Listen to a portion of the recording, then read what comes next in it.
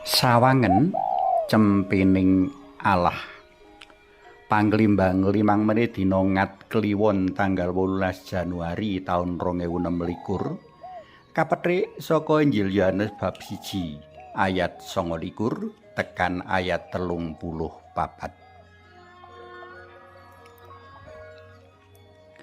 Rama Andi nate ngudar unek-uneke ngenani sawijining frater kang ora tanggap jroning ngecakake sikap liturgi. Rikala panjenengane ngangkat hosti sinambi nguwuh sawangen cempening Allah kang mbiradosaning jagat jroning pahargyan Ekaristi, si frater malah merem. Nek dikon nyawang ki ya sing nyawang sing cetha sing takjim, ora merem.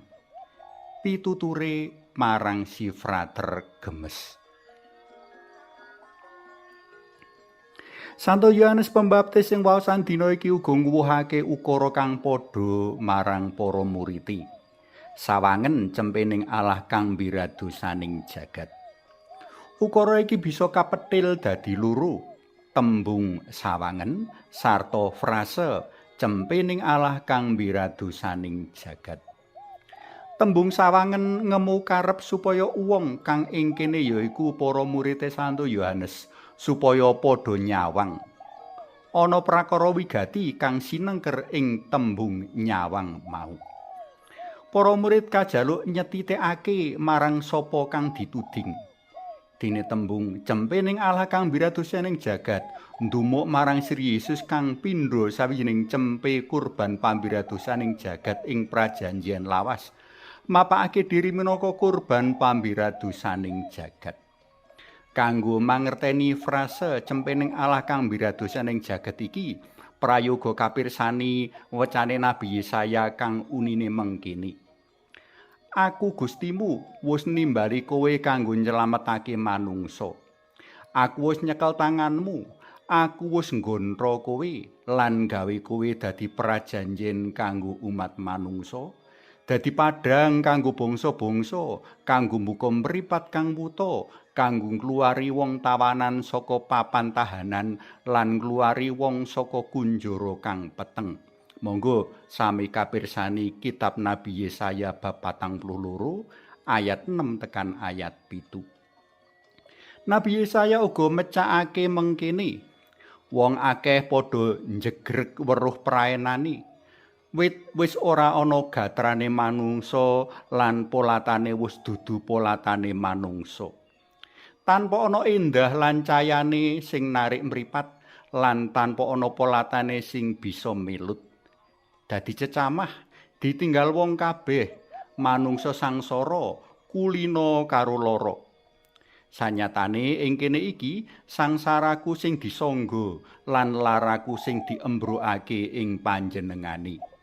Bebendu sing paring tentrem rahayu ngebruki panjenengane lan ana bilur-bilur dalem aku nemai waluya. Monggo sami kapirsani kitab Nabi Yesaya bab 52 ayat 13 tekan bab 53 ayat 5. Kahanan sangsara ngedapi-dapi kaya wecan Nabi Yesaya iki kang bakal tumempuh marang Sri Yesus sang cempe Allah jroning mbiradosaning jagat.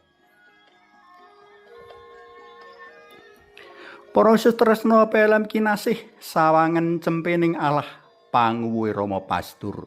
Iki dudu sekedar panguwuh ananging nuduhake hosti suci kang ngrawuhake sang cempe Allah ya Sang Kristus kang wis nyelametake kita krana sangsara lan sedo dalem. Kanthi nampa hosti suci, awake dhewe nyawiji karo sang cempe Allah kang wis mulya langgeng sawise wungu lan migrat menyang swarga. Kanthi nampa hosti suci, kita tinimbalan resake pangorbanan sang cempe Allah marang pepodo ing jaman saiki. Mula aja disepelekake apa meneh nganti dilirwakake, sebab ing kono kekeran kapitayan Katolik kang paling jero lagi kariyayakake. Suwawi sami munjuk, kunjung asma dalem Yang Rama so Yang Putra tuwin Yang Roh Suci. Amin. Cempening Allah ingkang mbiradosaning jagat nyuwun kawelasan. Cempening Allah ingkang mbiradosaning jagat nyuwun kawelasan. Cempening Allah ingkang mbiradosaning jagat nyuwun katentreman.